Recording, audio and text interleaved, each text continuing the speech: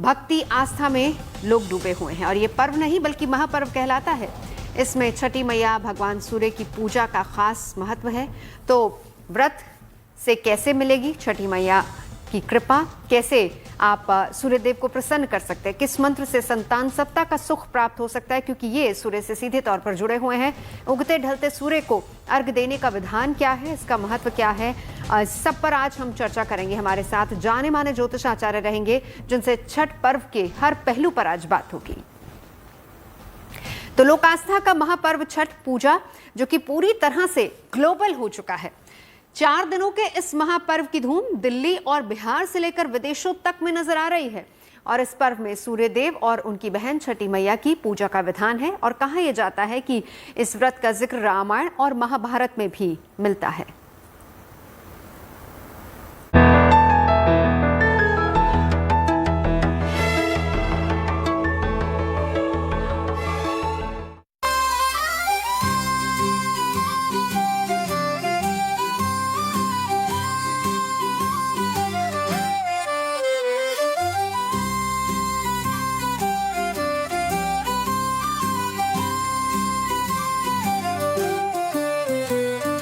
ये सूर्य की उपासना का पर्व है, ये नदियों की वंदना का पर्व है, ये प्रकृति के पूजन का पर्व है, माँ षष्ठी की आराधना का पर्व है।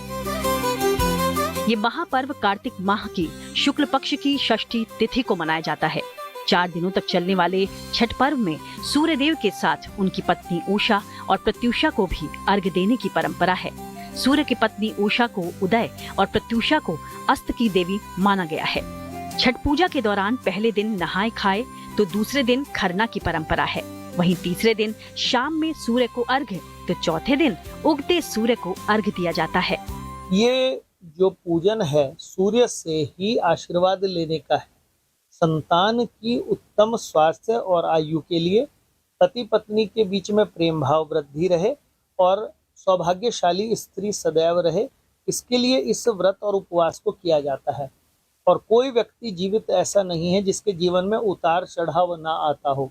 तो सूर्य को उनके साथ में होते हैं, इसलिए उनको अर्घ दे के उनका पूजन करने से भी सूर्य की पूजा की संपूर्णता प्राप्त होती है। छठ पूजा के दौरान छठी मैया की पूजा होती है। उन्हें लेकर कई मान्यताएं हैं। कहा जाता है कि वो ब्रह्मा जी की मानस पुत्री और सूर्य देव की बहन है। इन्हीं को प्रसन्न करने के लिए छठ पूजा होती है। पुराणों के अनुसार जब ब्रह्मा जी सृष्टि की रचना कर रहे थे तब उन्होंने अपने आप को 2 भागों में बांट लिया था। ब्रह्मा जी का दायां भाग पुरुष और बायां भाग प्रकृति के रूप में सामने आया। प्रकृति देवी के छठे अंश को ही मातृ देवी या देवसेना के रूप में जाना जाता है। प्रकृति का छठा अंश होने के कारण इनका एक नाम षष्ठी भी पड़ा, जिन्हें छठी मैया के नाम से पुकारा जाता है। कात्यायनी माता का साक्षात अवतार और सूर्य देव की बहन मानी जाती हैं षष्ठी देवी। षष्ठी देवी का ही लौकिक नाम छठ मैया कहलाया गया है और ऐसा माना जाता है कि किसी भी व्यक्ति के जीवन में छठे दिन उसका भाग्य लिखा जाता है। तो अपने संतान के उत्तम सौभाग्य, उत्तम जीवन की कामना के लिए और अपने जीवन में अगर किसी प्रकार की ऊपर नीचे जीवन चल रहा है या किसी प्रकार की कमी आ रही है तो षष्ठी मैया का, छठ मैया का पूजन करने से निश्चित प्रभु का लाभ मिलता है, जीवन के सारी कठिनाइयों का अंत होता है। इसीलिए छठ मैया या षष्ठी मैया का पूजन किया जाता है। देश में उत्सव के रंग बिखरे हैं। छठ पूजा को लेकर भी रौनक है। लोगों में गजब का उत्साह है। भला हो भी क्यों ना, इस व्रत से जुड़ी मान्यताएं और परंपराएं युगों युगों से चली आ रही हैं। मान्यता है कि त्रेता युग में भगवान राम ने अपने राज्य की स्थापना और संचालन से पहले सूर्य देव की उपासना की थी। लंका विजय कर लौटने के बाद प्रभु श्री राम ने राम राज्य की स्थापना का संकल्प लिया और इसके साथ ही 6 दिनों बाद यानी कार्तिक शुक्ल पक्ष की षष्ठी को उपवास रखा था। साथ ही कहा जाता है कि द्वापर युग में सूर्य पुत्र कर्ण जल में खड़े होकर सूरज को अर्घ्य दिया करते थे। वहीं एक मान्यता ये भी है कि अंगराज कर्ण की सूर्य उपासना की वजह से ही बिहार झारखंड के कई क्षेत्रों में सूर्य की पूजा की परंपरा है और छठ पर्व की परंपरा की यहीं से शुरुआत हुई। इसी तरह महाभारत से जुड़ी एक मान्यता ये भी है कि द्रौपदी अखंड सौभाग्य की कामना के लिए इस तिथि पर व्रत रखकर ये पर्व मनाया करती थी।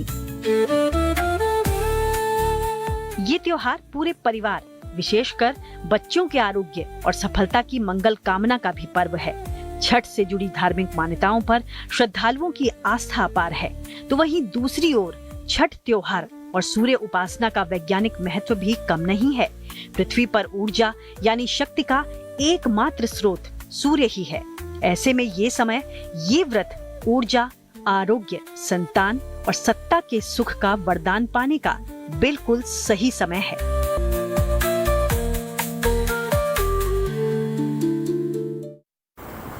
तो चलिए छठ पर्व के महत्व को जानेंगे, समझेंगे, इसके पीछे की कथाएं क्या हैं उसको भी समझेंगे, और साथ ही साथ क्योंकि छठ पर्व केवल बिहार और आसपास के इलाकों में होता है, लेकिन अगर भगवान सूर्य की कृपा आपको पानी है तो फिर आप कैसे इस समय में पूजा अर्चना कर सकते हैं, ये सब जानेंगे। देश के तमाम ज्योतिषाचार्य, जाने माने ज्योतिषाचार्य हमारे साथ इस वक्त जुड़ चुके हैं। दो खास मेहमान स्टूडियो में, प्रतीक भट्ट जी और साथ ही साथ आचार्य राज मिश्रा, और वान्या आर्य जी और साथ ही साथ डॉक्टर नितिशा हमारे साथ इस वक्त जुड़ चुकी हैं। सबसे पहले आचार्य राज मिश्रा, आपके पास आना चाहूंगी, क्या कथाएं इससे जुड़ी हुई हैं? कहा जाता है कि सबसे पहले माता सीता ने छठ पर्व किया था। बिल्कुल, अगर मैं नवजोत जी बात प्रारंभ करूं तो मैं कहूंगा शायद ब्रह्मांड इससे जुड़ा हुआ है। मैं एक कथा की बात नहीं करूंगा।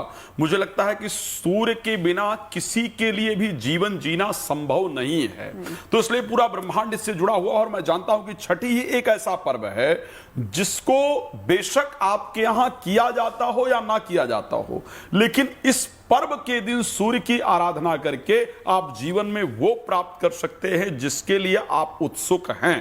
क्योंकि आप एक बात ध्यान रखिएगा, अगर मैं एस्ट्रोलॉजिकली ही बात करूं, ज्योतिष वेद का सबसे महत्वपूर्ण अंग है, और उसकी पहली रचना, अगर मैं वशिष्ठ जी से पहले बात करूं, अत्रि से पहले बात करूं, पाराशर जी से पहले बात करूं, व्यास जी से पहले बात करूं, तो उसका प्रमुख आचार्य सूर्य को माना गया है। तो अगर जीवन में कुछ भी मुझे प्राप्त करना है तो सूर्य ब्रह्मांड की आत्मा है, और उनकी आराधना करके हर व्यक्ति कुछ प्राप्त। और मैं चाहूंगा कि आप अपने घर पे बैठे हुए हैं, लेकिन सूर्य को आप भी प्रसन्न करना चाहेंगे, क्योंकि प्रसिद्धि तो आपको ही प्राप्त करना है। तो आइए हाथ जोड़ करके एक बार सूर्य की आराधना कर लेते हैं और फिर इसकी पौराणिक कथाओं पर चर्चा करेंगे।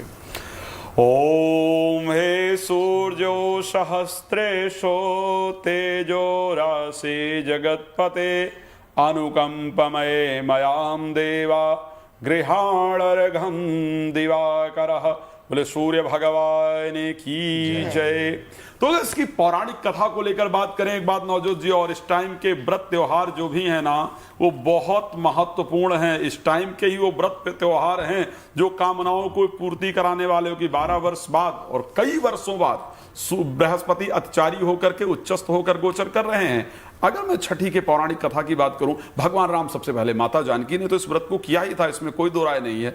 लेकिन भगवान राम जब रावण पर विजय प्राप्त करना चाहते हैं, और उनको पता है कि रावण पर विजय प्राप्त करना इतना आसान नहीं है, क्योंकि उसने काल को भी अपने बस में कर रखा है, ग्रह तो उसके सामने कुछ थे ही नहीं, इंद्र इत्यादि उसको देखकर थर्राते थे। तब सबसे पहले अपने कुल के कुल, यानी यहां भानुकुल कमल दिवाकर श्री रामचरितमानस के अंदर चौपाई आती है, भगवान सूर्य की आराधना करते हैं, और समुद्र में खड़े होकर के भगवान सूर्य की आराधना करते हैं। समुद्र के समीप खड़े होकर के भगवान सूर्य की आराधना करते हैं, और वहां से आदित्य हृदय स्तोत्र, जिसका आप सभी लोग जानते हैं, भगवान राम श्रद्धा से उसका उच्चारण करते हुए सूर्य की सबसे पहले षष्ठी तिथि के दिन वास्तविकता में पूजन करते हैं। कर्ण के बारे में आप सब लोग बाकायदा द्वापर युग में, अगर मैं त्रेता युग से फिर द्वापर युग की तरफ आऊं तो कर्ण को आप सभी लोग जानते हैं, जो षष्ठी के दिन वो हमेशा सूर्य की आराधना करते थे, लेकिन षष्ठी को विशेष जल में खड़े होकर के और सूर्य की आराधना, और इसीलिए उनके अंदर इतनी ताकत थी कि भगवान कृष्ण को भी पता था कि कर्ण को मारना इतना आसान नहीं है। अगर उसके साथ श्राप कनेक्टेड नहीं होता, भगवान अगर अर्जुन के साथ नहीं होते तो शायद मुश्किल था। और वो कथा अगर मैं बताऊं छोटी सी, कि जब अर्जुन एक बाण मारते थे तो कर्ण थोड़ी देर, कर्ण का रथ पीछे जाता था, थोड़ी दूर पीछे जाता था, और जब कर्ण बाण मारते थे तो अर्जुन का रथ वहां स्थिर रहता था। अर्जुन ने कहा, देखो प्रभु, मेरे बाणों में कितनी ताकत है, मैं बाण मारता हूं तो कर्ण का रथ पीछे जाता है। तो भगवान ने थोड़ा हनुमान जी को इशारा किया कि थोड़ा ध्वज से उतर जाओ, और कर्ण ने अगला बाण मारा तो अर्जुन का जो रथ है वो कई कोस पीछे चला गया। तो वास्तविकता में वो किसका प्रभाव था? वो सूर्य का प्रभाव था। तो इस व्रत को सभी लोगों ने किया है और इस व्रत का जो प्रभाव है बहुत बेहतर है। इस पर हम आगे डिटेल में और चर्चा करेंगे। सबसे पहले आपने बताया कि कथाएं किस तरीके से, पौराणिक कथाएं जो इसके साथ जुड़ी है, लेकिन मैं प्रतीक जी आपके पास आते हुए, अब क्योंकि सूर्य से सीधा कनेक्शन होता है, तो इस समय ग्रह दशा सूर्य की कैसी चल रही है ये भी बताते चलिए। देखिए, इसके पहले एक बात बताना चाहेंगे, मुंगेर और बेगूसराय के एरिया में जिस तरह से छठ मनाया जाता है, पूरे विश्व में वैसा कहीं नहीं मनाया जाता। कहते हैं यही वो एरिया है जहां पर सीता माँ ने पहली बार माँ छठ का व्रत किया था। दूसरी कथा, कहते हैं देवासुर नाम के दैत्य से जब सब लोग परेशान थे तो कहा गया देवताओं की पत्नियों को, आप छठी मैया से आशीर्वाद लीजिए और एक अच्छे पुत्र की कामना करिए और छठी के दिन पूरा व्रत रखिए। उन सब ने ये किया। उसके बाद एक तेजस्वी पुत्र पैदा हुआ जिसने वध किया देवासुर का। तो इसके पीछे इस तरह की तमाम कथाएं हैं। अब आपकी बात कर लेते हैं सूर्य के जो सूर्य का हिसाब किताब, क्योंकि सूर्य का आपके जीवन में सबसे ज़्यादा प्रभाव हुआ है, क्योंकि ऑक्सीजन वो दे रहे हैं, आरोग्यता वो दे रहे हैं, एडमिनिस्ट्रेशन वो दे रहे हैं, संतान वो दे रहे हैं, इच्छा शक्ति वो दे रहे हैं, आत्मबल वो दे रहे हैं। पिता वो हैं जिसका पिता सक्षम सबल, जिस घर में ऐसी जगह पे आप पैदा हो रहे हैं आपका जीवन बेटर हो रहा है। तो सूर्य बहुत इंपॉर्टेंट हो चलते हैं। इस समय नीच की स्थिति में है, अपनी नीच की राशि तुला में प्रवेश कर गए हैं। इसको मैं दो तरह से देखता हूं ज्योतिष शास्त्र में, क्योंकि मैंने देखा जितने सेलिब्रिटीज हुए हैं उनके तुला का नीच का सूर्य है बहुत पावरफुल रहे हैं। लेकिन मेटलिस्टिक लाइफ में सूर्य एक तपस्वी राजा है, एडमिनिस्ट्रेटर हैं। तो इस समय जो है एडमिनिस्ट्रेशन में थोड़े बहुत इश्यूज रहेंगे। ये जो काल पड़ता है अमूमन, क्योंकि छठ के टाइम पर सूर्य नीच के हो जाते हैं। कभी कभी ऐसा नहीं भी होता है, क्योंकि करीब करीब 13 अक्टूबर से लेकर 13 नवंबर तक हर साल सूर्य नीच के रहते हैं। तो ये एक काल पीरियड रहता है जिसमें अमूमन 99% 98% केसेस में छठ की पूजा होती है और छठ में सूर्य नीच का होता है। तो सूर्य ही नीच के हैं, तो इस दौरान की गई पूजा और किसी की दशा चल रही है वो ज़्यादा लाभकारी हो जाती है, क्योंकि जब कोई प्लैनेट थोड़ा सा पीड़ित है तब आप उसको अर्घ दे रहे हैं, आदित्य हृदय स्तोत्र का पाठ कर रहे हैं, तो वो इतना ज़्यादा प्रभावी हो जाता है कि आपकी जीवन की समस्त समस्याओं को खत्म कर देता है। बिल्कुल।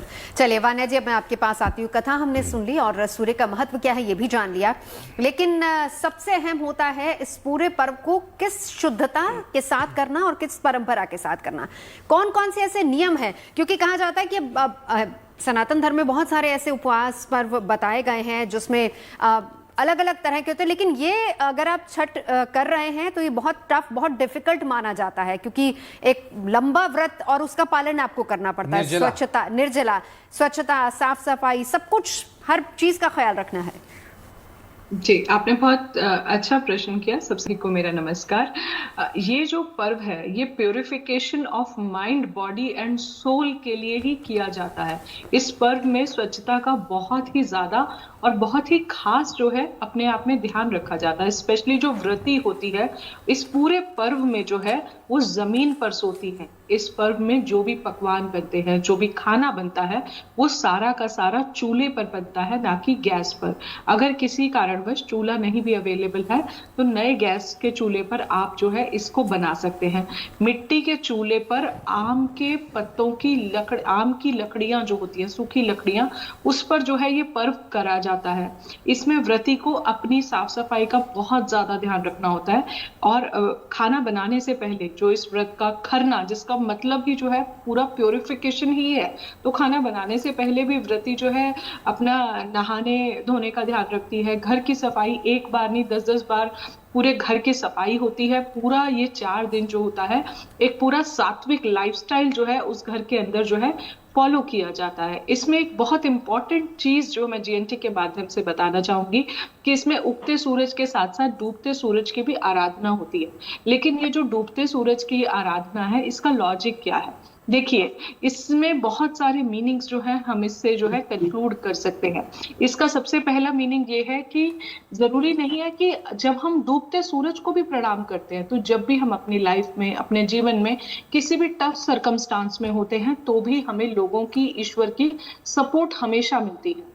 दूसरा है कि टफ परिस्थितियों से हमें जीवन में घबराना नहीं चाहिए। हर काली रात के बाद एक सुबह जरूर आती है। जब हम उगते सूरज को प्रणाम करते हैं तो हम एक न्यू बिगनिंग में भी एक न्यू बिगनिंग का वेलकम करते हैं। बुरे वक्त में उस मनुष्य का भी जो है हमें जीवन में साथ मिलता है, जो विपरीत circumstances due to any reason हमारे लाइफ में चल रहे होते हैं। अभी कुंडली में भी जो है ट्रांजिट में जो है सूर्य अभी नीच के चल रहे हैं, तो सत्ता में आपको जैसे बहुत ज्यादा उथल पुथल, और स्पेशली जिनकी कुंडलियों में भी सूर्य जो है वो अच्छे नहीं है। ये बहुत अच्छा टाइम है, आप किसी भी रिलीजन से बिलोंग करते हो, लेकिन इस टाइम पर जो है अगर आप सूर्य की आराधना करते हो, सूर्य की उपासना करते हो, ये जो त्योहार है ये सूर्य को नमन है, ये प्रकृति को नमन है, नदियों को नमन है। प्रकृति के पीछे जो हमारी कृतज्ञता है और आभार है, उसके लिए हम हमारे लिए एक थैंक्स गिविंग है सूर्य देव को, कि हम आपको जो है थैंक यू बोलते हैं कि आपकी वजह से ही जन जीवन चलता है, आपकी वजह से ही सत्ता चलती है, और आपकी वजह से ही हम अपने जीवन में आरोग्य रहते हैं, आपकी वजह से ही हमें पिता का सुख मिलता है। बिल्कुल। सूर्य का जो रिलेशन है हमने जैसे बताया कि हर चीज से है, लेकिन इस समय कैसे नितिशा जी आपके पास आते हो, क्योंकि मैंने जिस बात का जिक्र किया कि बहुत ही सीमित, जैसे बिहार में आजकल अगर देखा जाए तो हालांकि काफ़ी जगह पर लोग, क्योंकि दिल्ली एनसीआर में भी हम देख ही रहे हैं कि किस तरीके से घाट सज रहे हैं, यहाँ भी लोग इस पर्व को मनाने लगे हैं।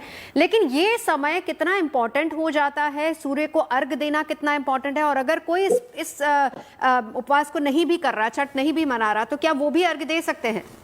जी, थैंक यू नवजोत जी, और जीएनटी के सभी दर्शकों को राधे राधे और जय मां पीताम्बरा। देखिए, पहले तो जो छठी मैया है वो प्रकृति रूप में है, और साथ ही साथ ब्रह्मा जी की मानस पुत्री भी है। अगर हम उनकी बात करें तो वो छठी मैया के 6 भुजाओं वाला उनका रूप है, जो बिल्ली यानी छोटे से शेर पर विराजमान है। उनके हाथों में कमल, एक बालक, फल और वर मुद्रा में है, यानी संतान को अगर हम देखते हैं तो माँ हमें प्रकृति के साथ साथ हमारी वंश वृद्धि, संतान वृद्धि में भी हमें बढ़ोतरी देती है। साथ ही साथ अगर हम प्रकृति की बात करें तो जितना भी बीज है, जितना भी पेड़ पौधे का अंकुरन है, वो उन्हीं से हो रहा है।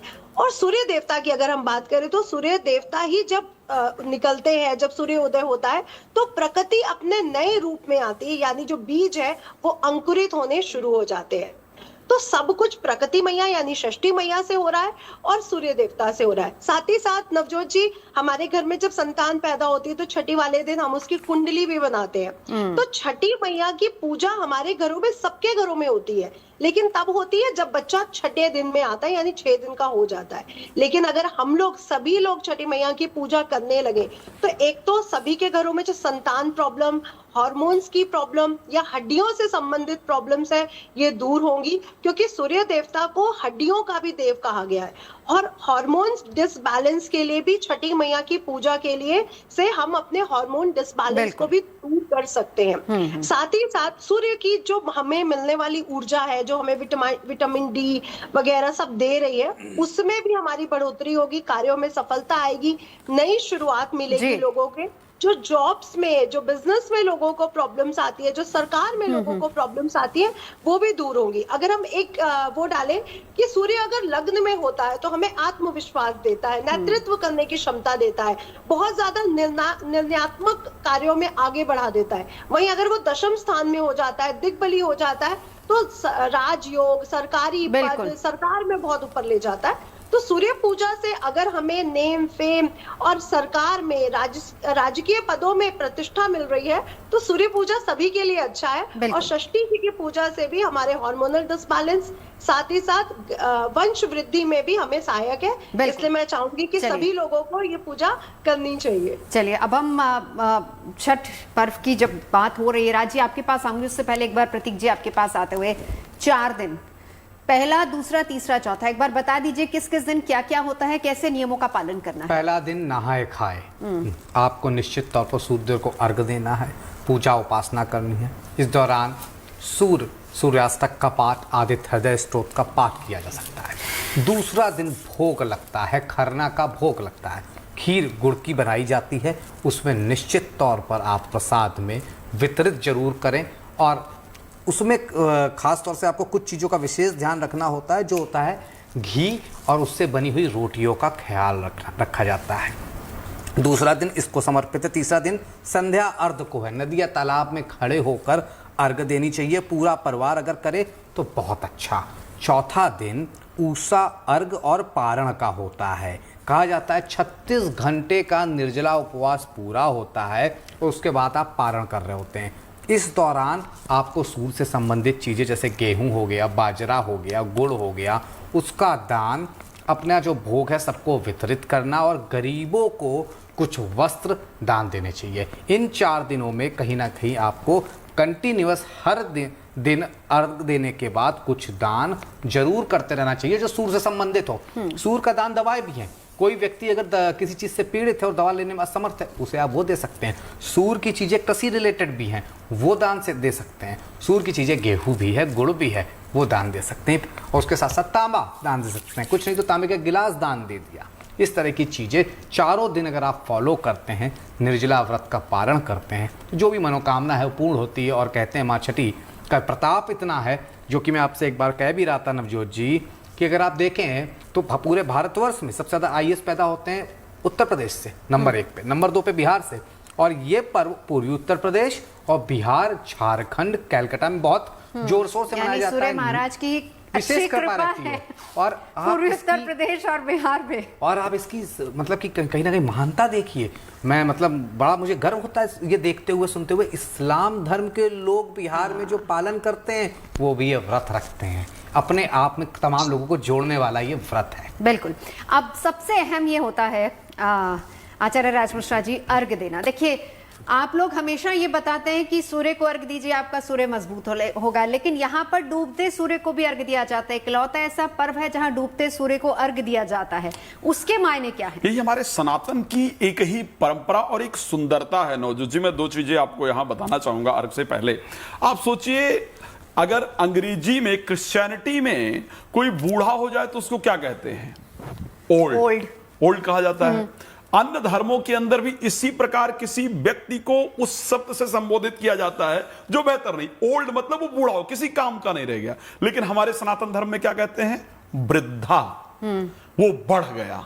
हाँ। हमारे यहाँ की ये परंपरा है कि हम वृद्ध को भी वृद्धा, बूढ़े आदमी को ओल्ड नहीं कहते, पुराना नहीं कहते। पुराना कहने की परंपरा नहीं है हमारे यहाँ, वृद्ध कहने की परंपरा है हमारे सनातन में कि वो बूढ़े होने का बढ़ गए, उनको हम छोटा करके नहीं आंकते हैं। और यही यहाँ दिखाया जाता है कि हम सिर्फ उसका सम्मान नहीं करते हैं जो सिर्फ जीवन में राइज कर रहा है, जीवन में आगे बढ़ रहा है। हम उसका भी सम्मान करते हैं जिसकी जो परिस्थिति के अंतर्गत, जिसकी परिस्थिति उस योग्य नहीं है कि वो अपने आप को बहुत ज्यादा सम्मानित महसूस कर सके। तो हम हर व्यक्ति को सम्मान, हम डूबते हुए को भी सम्मान देते हैं और हम उगते हुए को भी सम्मान देते हैं। ये हमने दिखाया कि हमारे यहां सम्मान की परंपरा दोनों तरफ से रही है। खैर, उस पर विस्तार से एक बार चर्चा किया जाए तो हाँ, उषा और प्रत्युषा दोनों की चर्चा की जाती है कि डूबते हुए सूर्य को अर्घ देने का तात्पर्य है, उषा उनकी जो पत्नी है और प्रत्युषा जब उगते हुए सूर्य को अर्घ देते हैं। क्योंकि ये पूरी परंपरा नहाए खाए से प्रारंभ होकर के नहाए खाए, फिर खरना,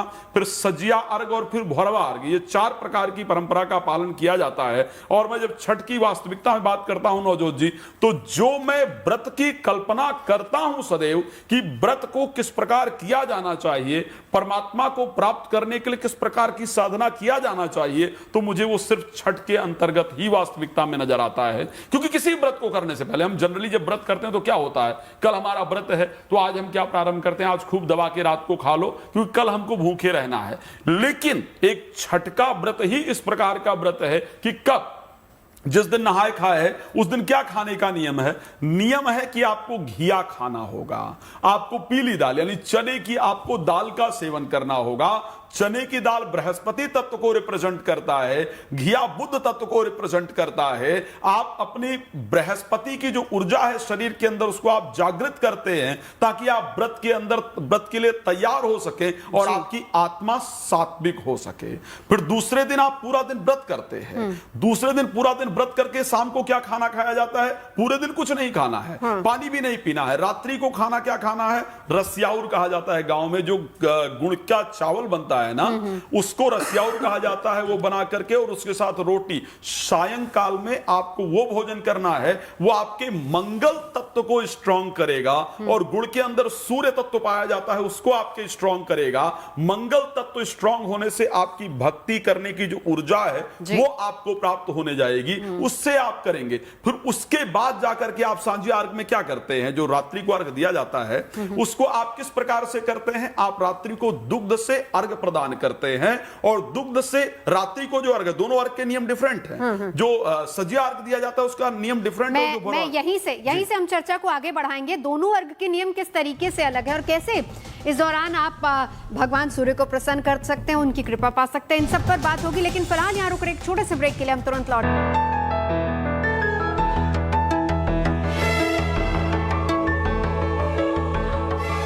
इसके अंदर ना वो खबरों की मार धाड़ और चिल्ला चिल्ली नहीं है, कम से कम लोगों को खबरें तो आराम।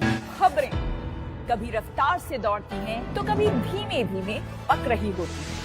खबरें कुछ समाज की सोच दिखाती हैं तो कुछ दिखाती हैं विकास की तस्वीर। खबरें किसी में भविष्य छिपा होता है तो कुछ आज का आईना होती है।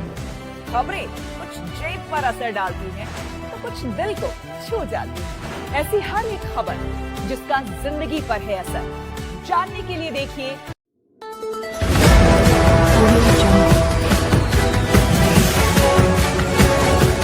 MP लाइव टीवी, आपको रखे अपडेट।